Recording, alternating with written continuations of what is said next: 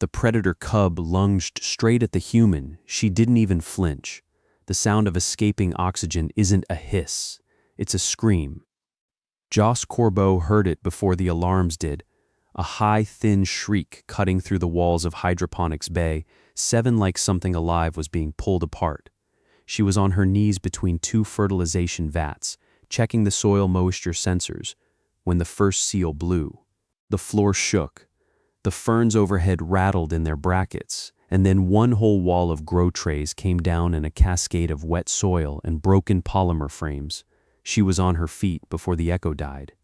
The emergency bulkheads were already dropping, great slabs of reinforced steel slamming down in sequence, sealing off corridor after corridor with sounds like gunshots. She counted 3 between her and the main exit before the 4th one dropped and the way out disappeared entirely. Joss did not waste time on that. She ran for the climate pod instead, a reinforced botanical pressure chamber bolted to the far wall of the bay, designed to keep seedling cultures alive if the rest of the station lost atmosphere. It was 6 meters away. The air was already thinner. She could feel it in her ears, a pressure drop that made the lights look smeared. She was 4 meters from the pod door when she heard the clicking. It came from behind the ruptured fertilization vat to her left, a low subsonic rhythm, too regular to be debris, too fast to be a leak. She stopped. She should not have stopped. The clicking came again. Under it, something else, a shallow, desperate scraping, like a large animal trying to dig itself out of a hole. She turned. The vat had fallen sideways and taken a section of steel grating with it. Under the grating, pinned by a corner joint that had to weigh 40 kilos, something was moving. Something large, something with plates. An Otari cub. It was the size of a big dog, but built like nothing a dog had ever aspired to. Chitinous armor covered its back, and haunches in overlapping black plates. 4 primary limbs ended in retractable claws that had already gouged deep furrows in the floor around it. Its head was low and wedge-shaped, jaw working in that clicking rhythm, and its eyes, 4 of them, arranged in a shallow arc, were bright gold and wide with something that looked unmistakably like panic. Joss stood there for exactly 1 second. The bay's emergency lighting dropped to red. A second seal blew somewhere above her. The air pressure in her ears dropped again, fast enough to make her vision blur at the edges. She walked toward the cub. Stay with me on this. I know how it sounds. Keep listening. The grating was heavy. She got her fingers under the edge of it, braced both feet against the fallen vat, and pulled. The cub's claws raked across the floor 3 inches from her left boot. She did not stop pulling. The steel ground against the deck plating complained and shifted. The cub slashed again, pure reflex, not aimed at her, just at the world, and caught the sleeve of her utility rig. 4 parallel tears appeared in the heavy canvas. She felt the cold air on her arm and kept her grip on the grating. The metal came up. Not much, maybe 20 centimeters, but enough. The cub scrambled free in a burst of armored limbs and went down immediately, its back legs folding under it. The thin air.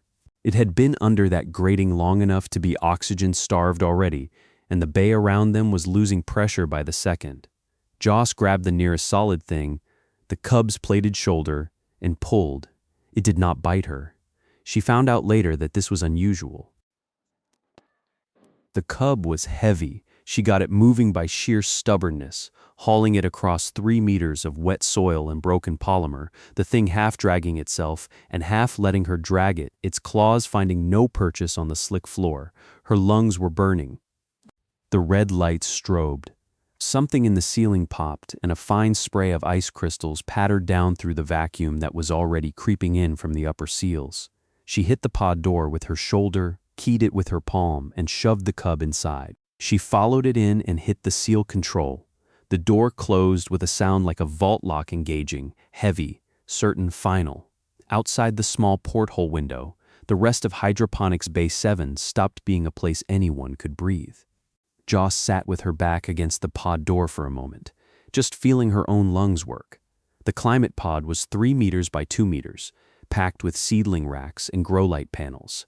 It smelled of wet peat and the slightly sharp tang of liquid fertilizer. One emergency strip light buzzed on the ceiling. The cub had retreated to the far corner and was crouched there, All four limbs gathered under it, armored back arched, gold eyes fixed on her. The clicking had stopped.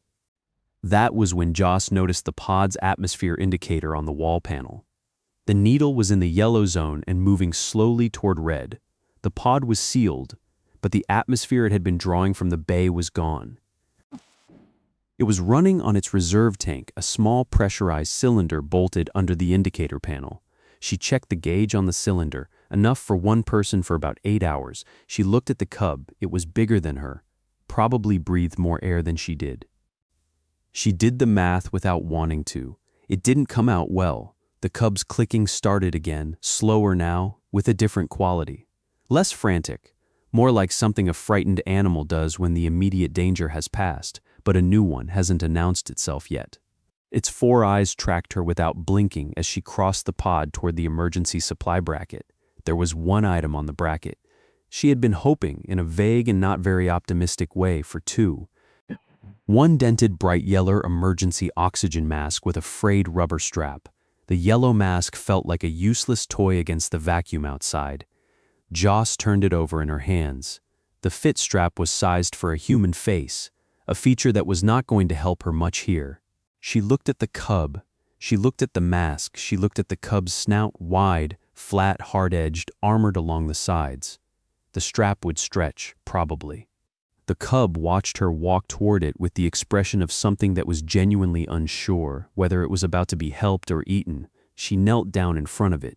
It slashed at her. She pulled back, waited 2 seconds, then moved forward again.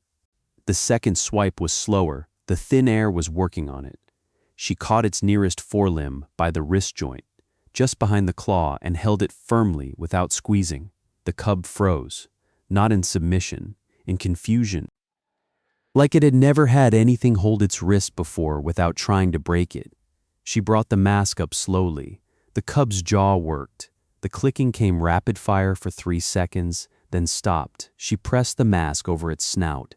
It fought her.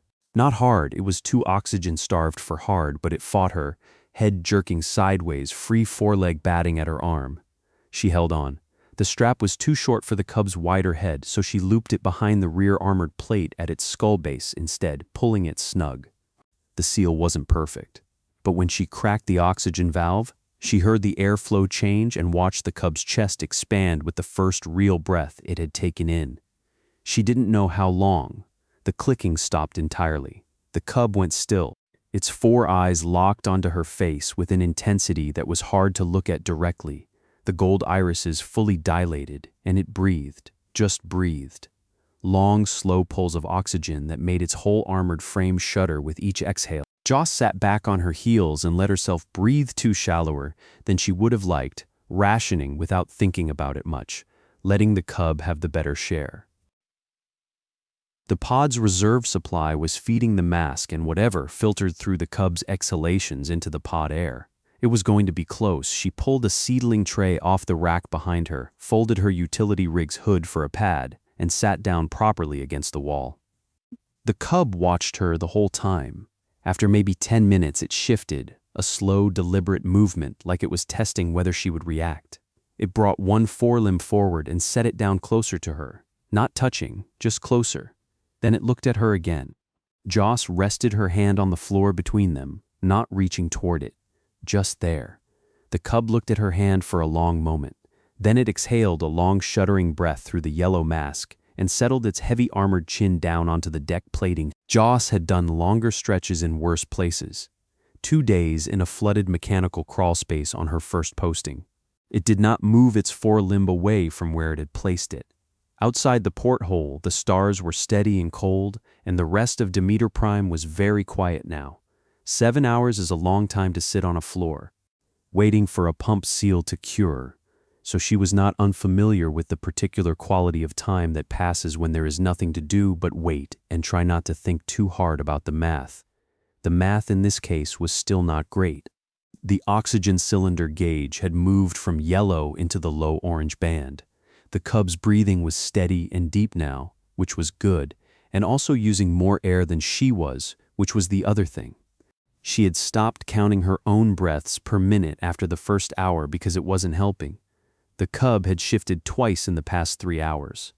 The first time it had moved its forelimb so that the edge of one armored plate was just touching her knee. She had not moved away. The second time it had lifted its heavy head, looked at her for a long moment with its 4 gold eyes, and then set its chin back down, this time on her thigh instead of the floor. It weighed considerably more than it looked. She had not moved. She had pulled the utility rig tighter and wedged herself closer to the wall, and at some point she had put her hand on the cub's back, not patting it, not doing anything deliberate. She was cold. The climate pod's heating was on reserve power, and the temperature had dropped to something that made the fertilizer smell go flat and the grow lights buzz at a slightly lower pitch than before. Just resting it there between 2 armor plates where there was a narrow band of something that felt almost like fur. The cub had made a sound then, low and resonant, felt more than heard like a large engine idling somewhere in the floor. She had left her hand where it was.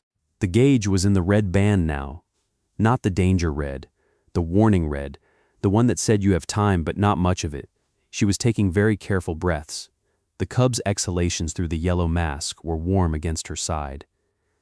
She was thinking about the fact that she should probably be more afraid than she was when the outer bay lights, the ones she could see reflected off the porthole frame, went from emergency red to a sharp, brilliant white. Not the station's emergency lights, something else. Something brighter and coming from outside. A hull cutter. Someone was burning through the bay's secondary access panel. The cub heard it before she saw anything. Its head came up off her thigh, 4 eyes snapping wide, the deep vibration in its chest shifting from a purr to something tighter and higher. Its forelimbs gathered under it, the clicks came back, rapid and quiet, and Joss felt the muscles under her hand go rigid as cable. "Easy," she said. Her voice came out rougher than expected, dry throat, thin air. "Easy, it's all right." The cub did not relax, but it did not lunge. The hull cutter stopped. The external access panel on the pod's emergency frame blew inward with a sound like a hammer hitting a gong, and the first thing through the gap was the barrel of a heavy stasis rifle. The second thing through was Strike Captain Veloc. He had to angle through sideways 9 feet of chitinous armor plating and rigid military posture negotiating a doorframe designed for human maintenance crews. 3 soldiers followed him in their close combat configuration, weapons up. The pod felt very small, suddenly. Veloc's 4 primary mandibles were compressed flat against his jaw, the Otari equivalent of someone pressing their lips together very tightly. His eyes, 6 of them in a vertical column, moved from Joss to the cub and back. He raised the stasis rifle. "Stand away from the specimen," Veloc said. His standard was perfect and cold, the kind learned from a protocol manual rather than a conversation. "The asset is compromised. You will move to the far wall, and you will not touch the subject again." The cub pressed back against Joss's side.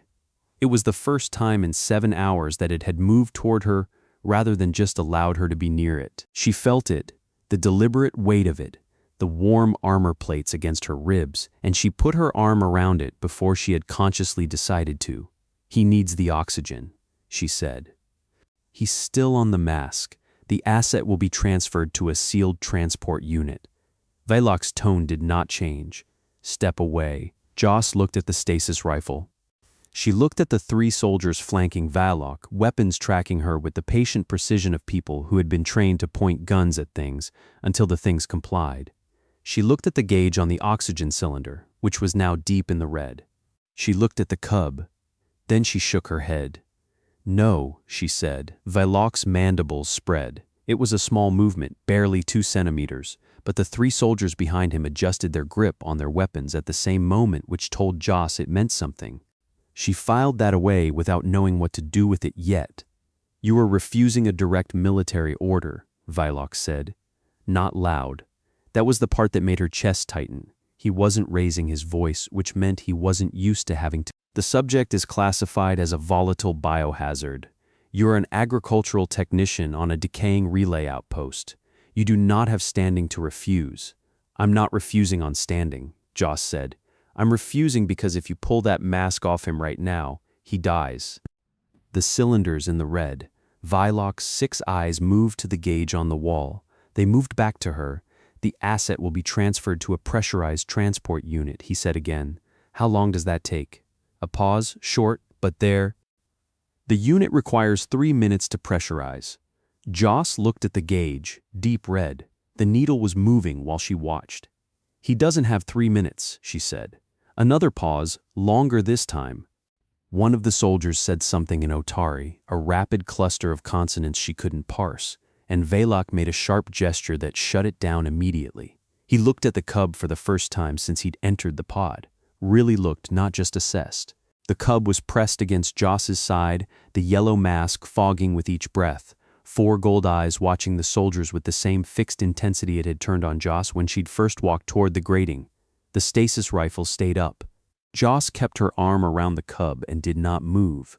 The gauge needle dropped another fraction. Velok lowered the weapon. Not all the way, he brought it to a carry position, angled down but still in both hands, but enough that the 3 soldiers behind him shifted out of active targeting stances.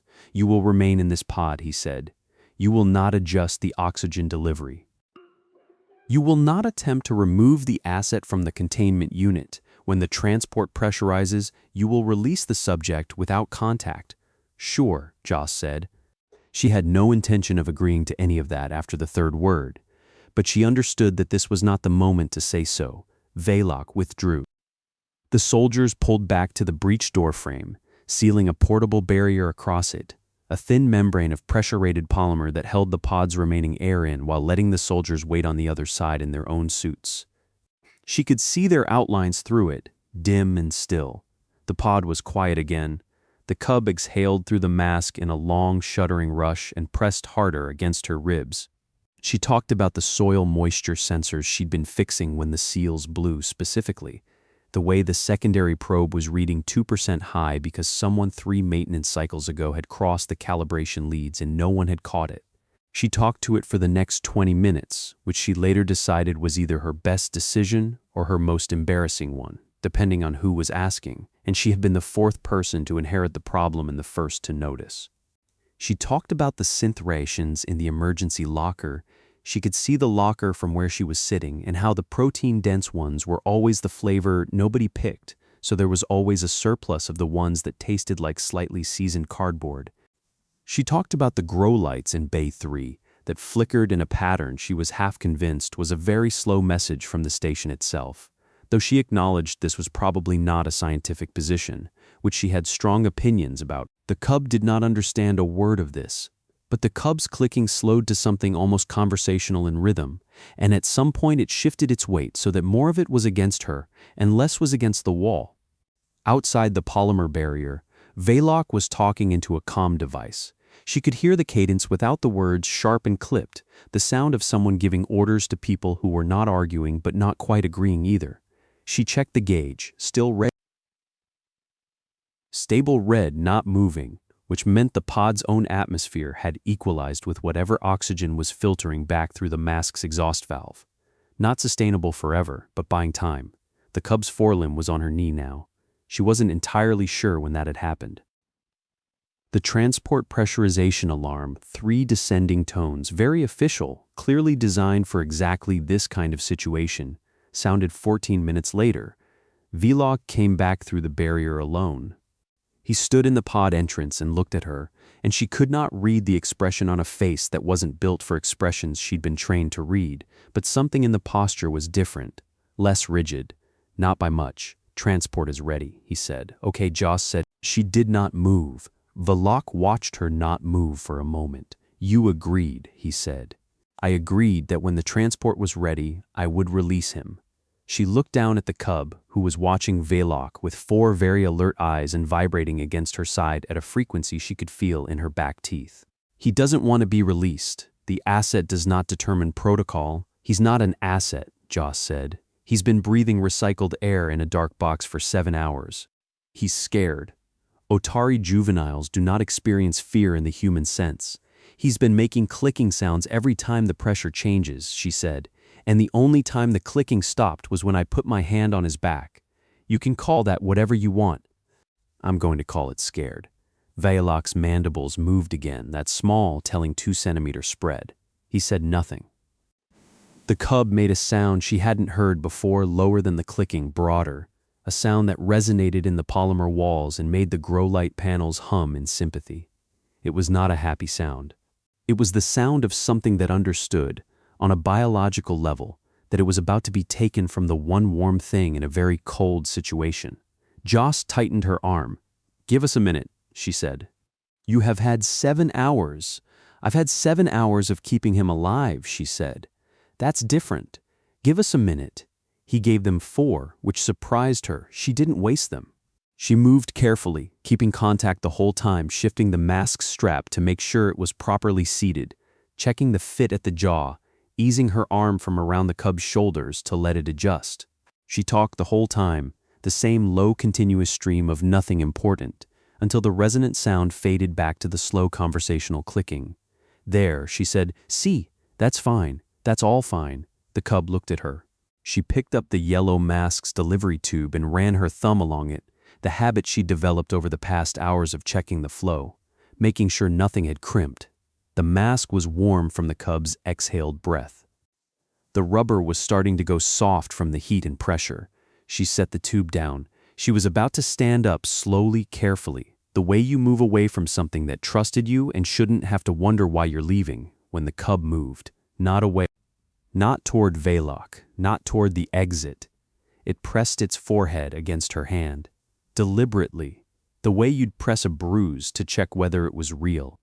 It found the back of her knuckles with the smooth, forward-facing plate of its skull and leaned into her with a slow, steady pressure that locked her hand between its head and its own warm weight.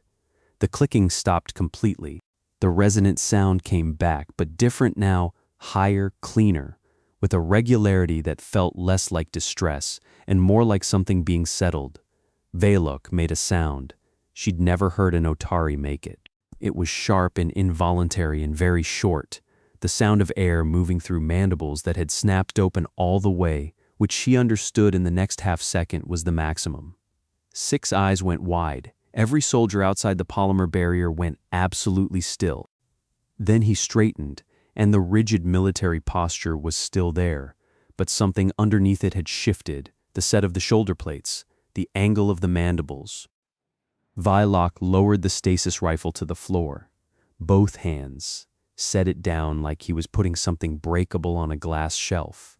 The way his eyes stayed on the cub's forehead against her hand, with an expression she now understood was not tactical assessment. It was reverence. "What is he doing?" Joss asked. "Kavath," Velok said. He said it quietly. It is the gesture of shared breath. His standard had lost its protocol smoothness. The words came out careful, like he was handling something old. The forehead to the one who gave air. "It has not been performed for an outsider in 4 centuries. Joss looked down at the cub, who was still pressed against her hand with that slow, settled weight. "He thinks you saved his life," Velok said. "He is not wrong." "I did save his life," Joss said. "What does that mean for him? What does it mean for him?" Velok was quiet for a moment. Behind him she could see the soldiers through the barrier, still not moving, weapons down, all of them watching. "Kavath given freely is a claim," Velok said finally. "It cannot be revoked, it cannot be contested under military protocol, it cannot be classified as contamination." He paused. "It is the oldest law we have." The cub lifted its head, looked at Joss with 4 gold eyes and made the settling sound again. She was still holding the yellow mask's delivery tube. She had no idea what to say. The asset, Velok started, then stopped. He looked at the cub. He looked at Joss. He started again. "The juvenile has claimed you. Under Kavath, that means you're under his protection. Under my protection as his commanding officer's equivalent." The mandibles spread all the way again, and this time she understood it was not aggression. "I apologize. I aimed a weapon at a lungkin." "A what?" "One who shares breath," he said. "It is a bond deeper than blood." The soldiers outside the barrier did not move until Velok lifted one hand and made a gesture, palm out, flat, the kind of thing that means stand down in any language, and even then they moved slowly. "You are lungkin to an Otari Voidstalker cub." He was quiet for a moment. "My superior will not be pleased with this development." Joss looked at the cub. The cub looked back. Its forehead was still warm against her hand. "Your superior can take it up with him," she said. with the careful deliberateness of people who understood that they had just witnessed something they were going to be asked to explain in triplicate. Valak picked up his stasis rifle. He did not raise it. He held it at his side like a formality, the way you carry an umbrella on a day that is threatening to rain but hasn't yet. "There will be paperwork," he said. He said it with the tone of someone who found paperwork personally offensive but could not dispute its necessity. "Your station's command will require documentation of the Kavath event. The Otari Void Stalker cohort will require their own filing. There are forms for interspecies bond registration that have not been processed in living memory. I am not certain the central system still has the template." "That sounds like your problem," Joss said. "It is," he agreed, with a quality in his voice she hadn't expected and couldn't quite name. "It is entirely my problem, Lungkin." The cub had settled fully into her lap now, armored head on her thigh, the yellow mask still delivering a slow, clean oxygen feed. The gauge on the wall was still in the red, but the needle wasn't moving anymore. Whatever the cub's system had needed, it had gotten. Its 4 eyes were half closed. Joss looked at Valak. "What happens now?" "Now," he said, "the station's command will want a full account of the atmospheric breach. I will want a full account of how a civilian secured an Otari juvenile during a Code 4 decompression event. My superior will object to the Kavat claim. There will be a hearing." His mandibles did something she thought might be the equivalent of a grimace. "There will be several hearings." The cub's resonant settling sound rose and fell against her leg. "And while all that's happening," Joss said, "where is he?" Valak looked at the cub for a long moment. "Protocol requires containment pending resolution of the bond claim," he said. "Protocol further requires that Lungkin maintain proximity during the claim period." He paused. "The two requirements are, in this case, mutually exclusive." "Sounds like a paperwork problem," Joss said. "Yes," Valak said, with that same unnamable quality. "It does." He turned toward the barrier and gave another gesture to the soldiers, a different one, more complex, involving 2 of his 4 primary limbs. The soldiers exchanged a look through their helmet faceplates and then, one by one, stood their weapons against the corridor wall. Outside the porthole, the rescue lights were cutting across the dark bay in long white sweeps, and somewhere deep in the station's hull she could hear the groan of emergency pumps beginning the slow work of repressurization. The cub breathed. She breathed. And in some administrative archive on some military vessel she would never visit, a form with a field for interspecies bond registration was being pulled up for the first time in 400 years, and the person pulling it up was doing so with the careful. That was the first thing Valak's aide found when he pulled up the interspecies bond registry on the military vessel Otari Unbroken. The oxygen gauge stayed where it was, almost reverent hands of someone who understood they were typing a name into history. The form didn't exist anymore.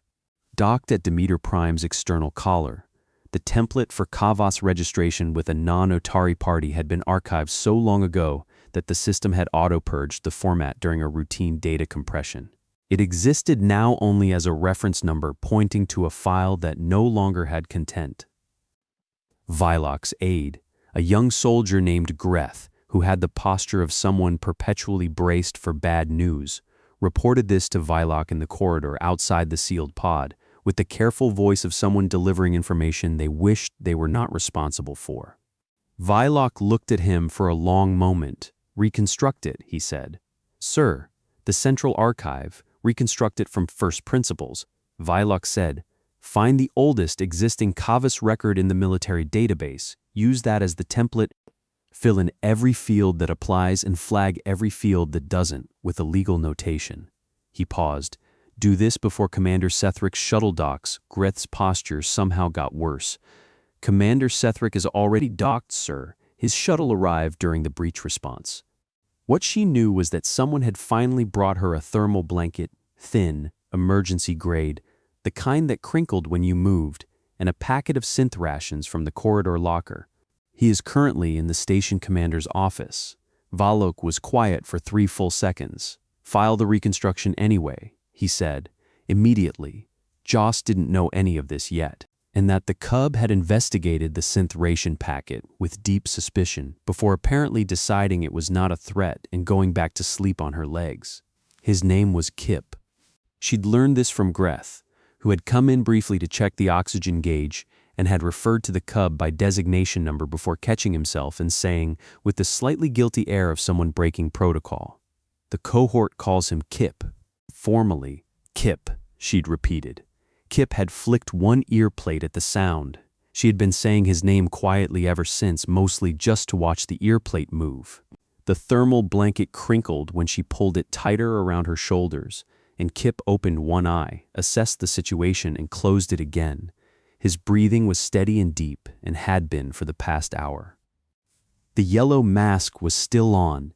The oxygen flow dialed down to a maintenance level now that the pod's atmosphere had been partially restored by the rescue team's portable pump. His exhalations fogged the inside of the mask in a slow, regular rhythm. She was eating the synth rations, the protein-dense kind, naturally, because there were always too many of those when she heard the footsteps in the corridor. Not Velox, too many of them, and moving with a different quality. Commander Sethric was taller than Velok by half a head and wore armor that was a different grade entirely. Smoother, darker. Velok moved like something that knew exactly how much space it took up. These footsteps moved like something that expected space to be provided. The polymer barrier parted, with rank markings along the shoulder plates that she couldn't read, but understood were significant because every soldier in the corridor had gone rigid the moment he appeared. He had 8 eyes instead of 6, arranged in 2 vertical columns, and all 8 of them moved to Kip before they moved to her. He did not look at her the way Velok had. Velok had looked at her like a problem he was trying to solve. Sethric looked at her like a problem someone else had created and left on his desk. "You are the technician," he said, "not a question." "Joss Corbeau," she said. "Hydroponics? The juvenile will be transferred to medical containment on the Otari Unbroken immediately," Sethric said. "This is not a request. The Kavath claim is being reviewed by military legal counsel. Till the review is complete, the claim is in suspension." Kip's earplate moved. His eyes opened, all 4, and fixed on Sethric, with an attention that was qualitatively different from how he'd looked at the soldiers earlier. Steadier, older-looking somehow in a face that was still clearly young. "A suspension," Joss said, "standard procedure for any interspecies bond claim involving a military asset during an active breach event." Sethric's tone was the tone of someone reading from a document. "The claim cannot be validated while the civilian party is potentially compromised by atmospheric distress or cognitive impairment." "I wasn't cognitively impaired," she said. "Field assessments are subject to review." From the corridor, she could hear Velok's voice, not the words, just the rhythm, the same clipped cadence he used when he was giving orders, but currently being used on a higher-ranking target. "I was oxygen conserving. The distinction will be assessed by legal counsel." He pressed his forehead to my hand. She said, "Velok said that can't be contested. Strike Captain Velok's field assessment is noted." Sethric said, which she understood meant it was probably not going well.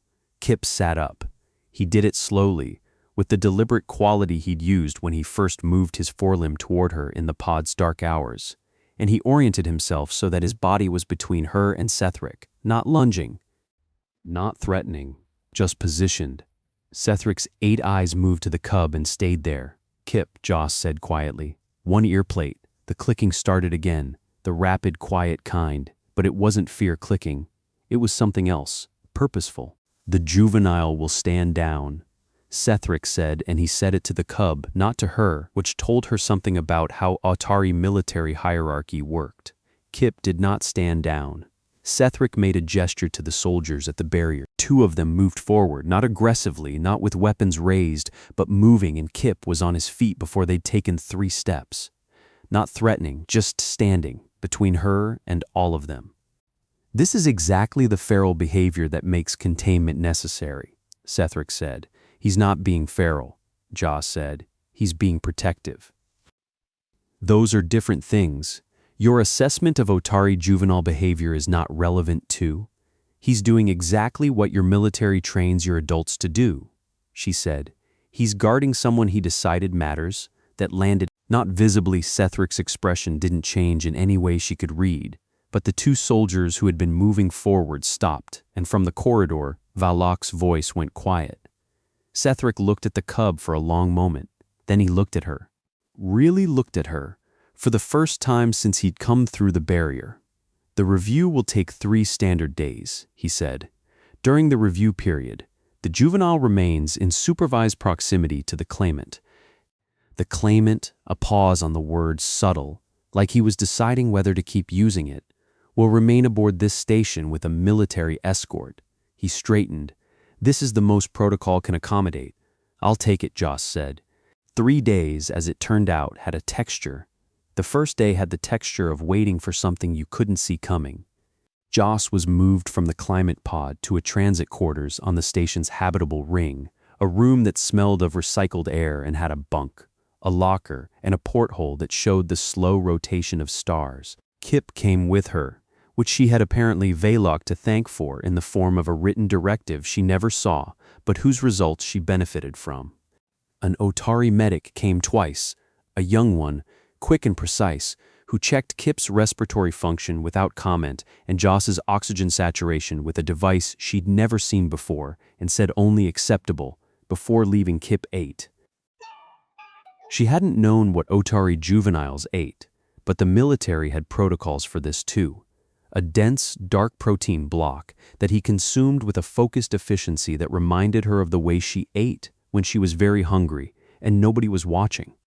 He watched her eat the synth rations with what she was increasingly convinced was judgment. "I know," she told him. "They taste like cardboard. I've been saying this for 2 years." Earplate. The second day had the texture of news arriving sideways.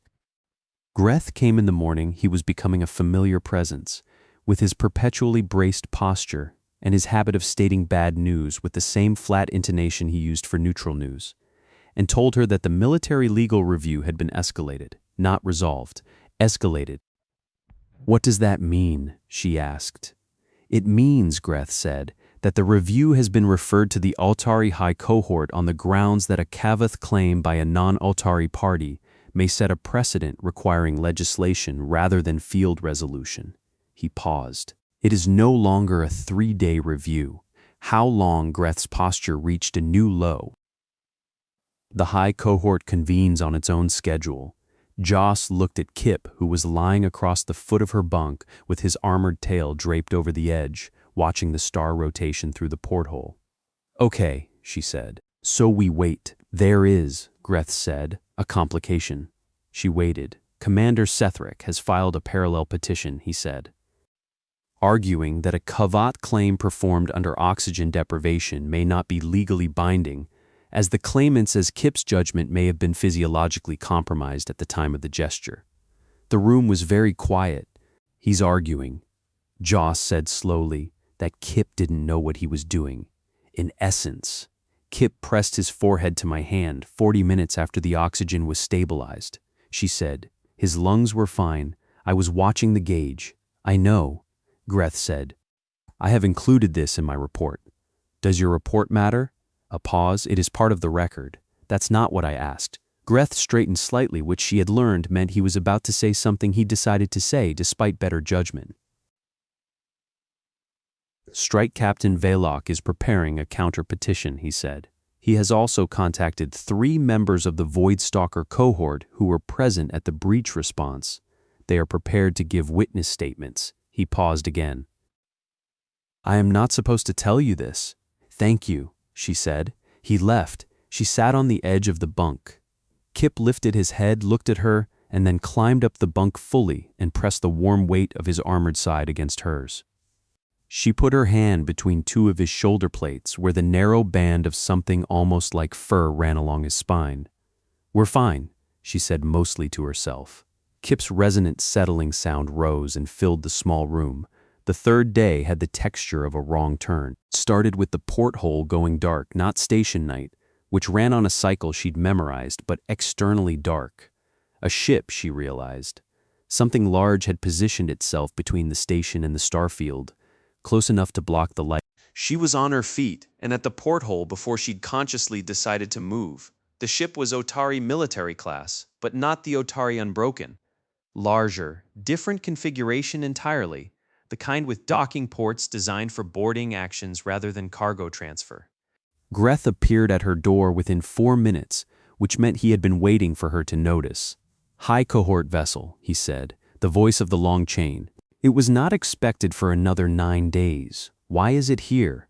Greth's posture hit a new record low that she hadn't thought was architecturally possible. "Commander Sethric filed a request for accelerated review," he said, "on the grounds that the claimant, that Kip, is an active military asset whose continued unsupervised proximity to a civilian is compromising to operational security."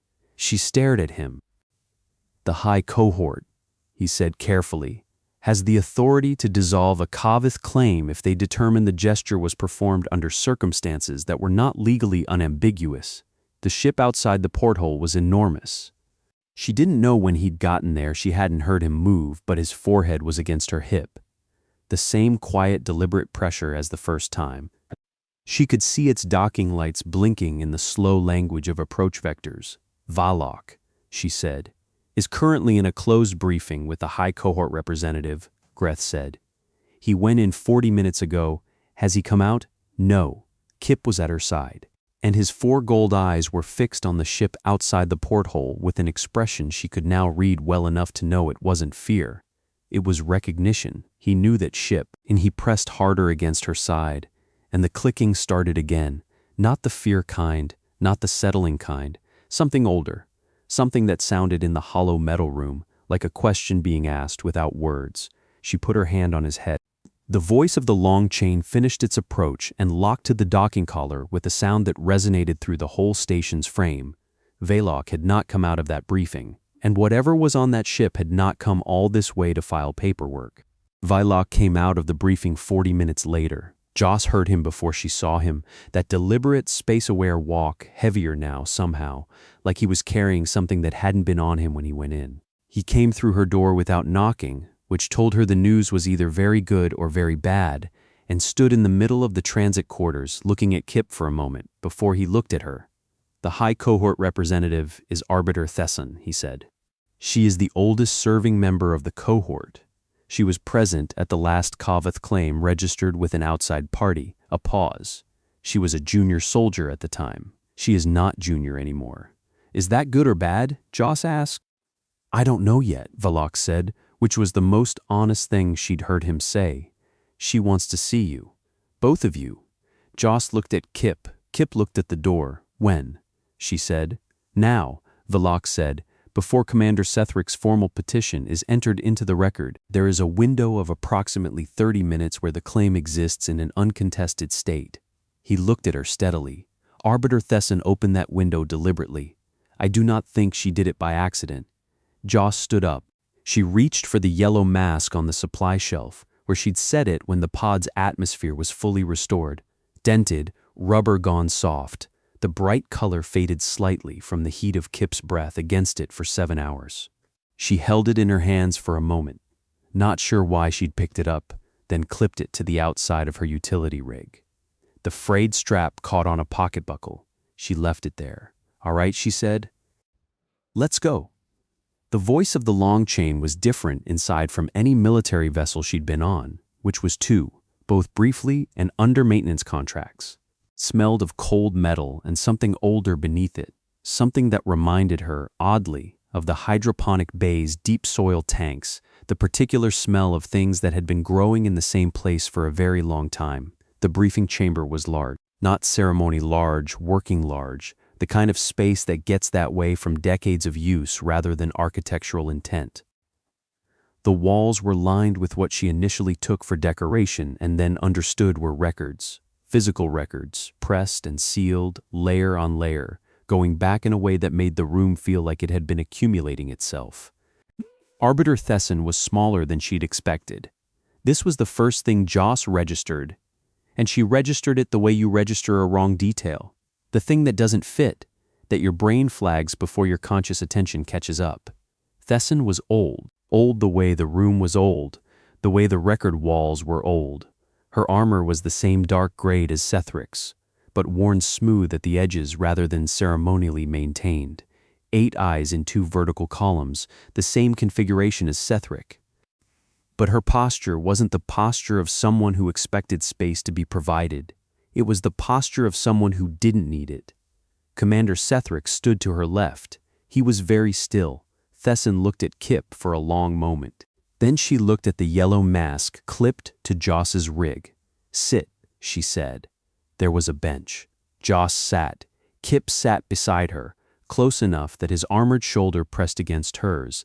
Thessan crossed the chamber slowly. She stopped in front of them, and she looked at Kip the way someone looks at a thing they recognize from a long time ago. "Tell me what happened," she said. "Not the report. What happened?" So Joss told her. She kept it plain. The sensors she'd been fixing, the seal blowing, the bulkheads coming down, the clicking under the fallen vat, the grating that weighed too much, and the cub that was too oxygen-starved to fight her effectively by the time she got it off.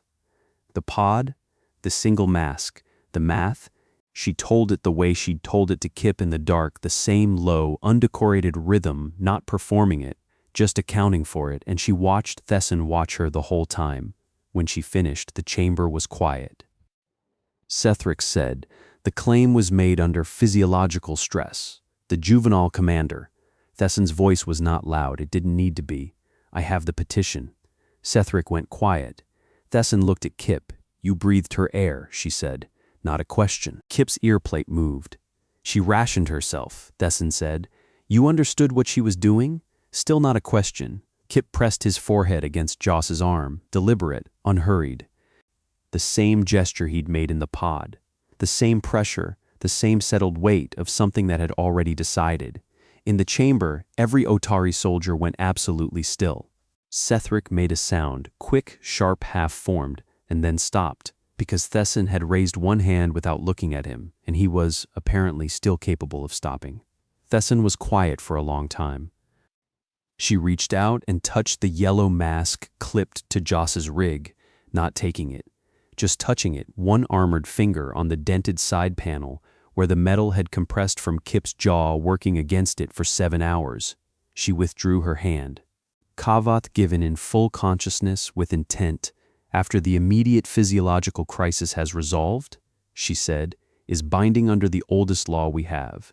She did not look at Sethric. The petition is denied. The chamber breathed. Sethric said, "Arbiter, the precedent is precisely the point," Thessan said. She turned to face him, and it was a slow turn, the kind that has weight.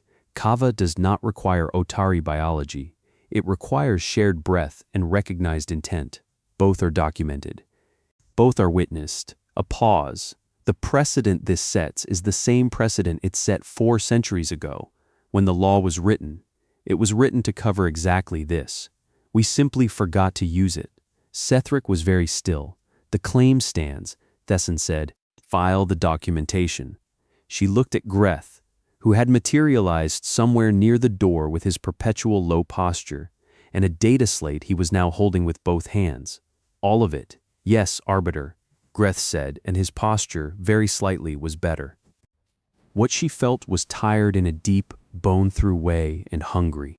She should have felt something dramatic at that point, and she wanted a shower badly.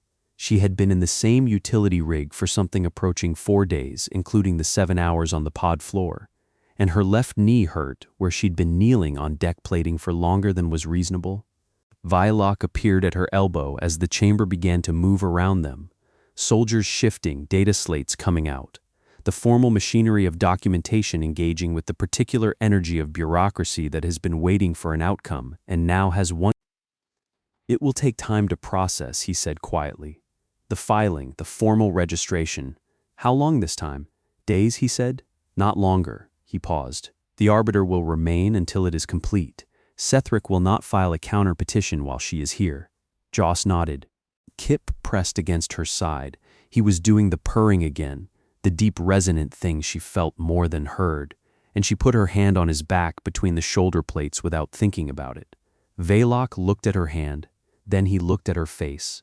"Lungkin," he said, "I owe you an apology I have not properly made. You put down the rifle," she said. "After I aimed it at you. You put it down when it mattered," she said. That's enough. Something in his posture shifted, not loosening exactly, but settling, the way the cub's body had settled when the oxygen reached him. He turned toward the door. There is a medical bay on the station, he said over his shoulder. Functional. They have hot rations. A pause, real ones. Not the protein blocks. She almost smiled. Not synth rations. I filed a supply requisition, he said, with the tone of someone who had done something they were not authorized to do and had done it anyway. It is possible no one will notice. He left. Arbiter Thessan passed Joss on her way out of the chamber and stopped for exactly 1 moment. The mask, she said, looking at it on Joss's rig. Keep it. I wasn't planning to give it back, Joss said. The oldest member of the high cohort looked at her for a moment with 8 very old eyes. Then she moved on, and the chamber doors opened for her, and she walked through them without looking back. The medical bay smelled of antiseptic and the particular warmth of a space that had its heating set too high for human comfort and not high enough for Otari. The compromised temperature sat somewhere in the middle and was fine for neither but acceptable for both, which seemed about right. A medic checked Joss's oxygen saturation again, still acceptable apparently in that same flat tone, and cleared her for regular rations. The rations were warm. She ate them sitting on a medical bay cot with Kip draped across her boots, which made it difficult to eat without leaning forward at an awkward angle. But she didn't move her feet. Vlok stood near the door. He wasn't standing guard. After a while, Joss reached into the pocket of her utility rig, the third one down on the left. He was just there, in the way that large things sometimes occupy space without explaining why. She ate. Kip breathed. The medic made notes on a data slate and carefully did not comment on the military-grade armored alien juvenile occupying a cot designed for human patients. The one she'd sewn an extra divider into, because the manufacturer's version was the wrong depth for her favorite calibration tool, and found a square of folded repair cloth she'd been carrying for 6 months, waiting to patch a split seam on her secondary rig. She set it on the cot beside her. Then she found a stub of marker from the pocket above it. She wasn't sure exactly why she was doing this. It was something to do with her hands. She wrote on the cloth, Kip, Demeter Prime, Day 1. She looked at it for a moment. Greth brought her updates each morning with his particular posture and his flat tone delivery, and each morning the news was slightly better than the morning before. Documentation filed, witnesses recorded, Sethric's petition formally closed. Then she folded it and put it back. Kip lifted his head, looked at her, and put it back down on her boots with a sound that resonated in the metal walls and the floor and somewhere in her chest. The formal registration took 2 days. The high cohort seal applied to the record. On the second morning, Greth arrived with a data chip and held it out to her. Your copy, he said. She took it. It was small, the kind of thing you could lose in a pocket if you weren't careful. What does it say? She asked. It says, he said carefully, that Joss Corbeau, hydroponics technician, outpost Demeter Prime, is recognized as lungkin to Voidstalker juvenile Kip of the Otari. Greth's posture did something she hadn't seen it do before. It straightened, and is therefore under the permanent protection of the Voidstalker cohort and all affiliated military units. He paused, effectively immediately, retroactive to the date of the Kavas gesture. She looked at the data chip. No. She looked through it at Kip, who was lying on the floor of the transit quarters, with his tail draped over the door threshold, an arrangement she had given up, trying to correct, watching her, with half-open gold eyes. Retroactive, she said. To the moment in the pod, Greth confirmed. Under Otari law, you were lungkin from that point. The documentation simply makes it legible to everyone else. She put the data chip in the third pocket down on the left, next to the folded repair cloth. Vlok appeared in the doorway behind Greth. He looked at her rig, at the pocket she'd just closed, at her face. There will be further paperwork, he said. There always is. I know, she said. I work on a relay station. We do paperwork for paperwork. The Voidstalker cohort will require quarterly updates on the lungkin's station assignment. He said, in case of relocation. She looked at him. Is that a standard requirement? It is, he said, a requirement I intend to enforce personally. There was something in his voice that took her a moment to place. She'd heard it twice before, once when he'd told her about the supply requisition, once when he'd said the apology wasn't enough. It was, she realized, something close to warmth. It just wore different armor than she was used to. Quarterly, she said. Okay, he nodded once, in the way he had of making a nod feel like a treaty ratification, and left. That evening, Joss sat on the edge of her bunk in the transit quarters and took the yellow mask off her rig. She turned it over. Dented on the left side panel, where Kip's jaw had worked against it in the first panicked minutes. Rubber soft and faintly discolored from warmth. The frayed strap had pulled looser on one end from where she'd looped it behind his skull plate.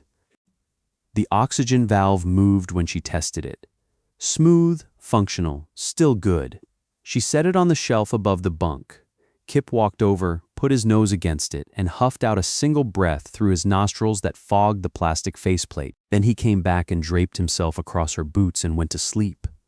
Outside the porthole, the voice of the long chain was pulling away from the docking collar, its running lights blinking in the slow language of departure vectors. The stars came back as it moved, steady and cold and bright, the same stars that had been there through the porthole of the climate pod while the oxygen gauge crept into the red. The yellow mask sat on the shelf above the bunk, no longer emergency gear. Just a dented, bright thing in a small room that smelled of wet peat from her utility rig and warm metal from the Otari Juvenile across her feet. Kip breathed, she breathed. The station turned slowly in the dark.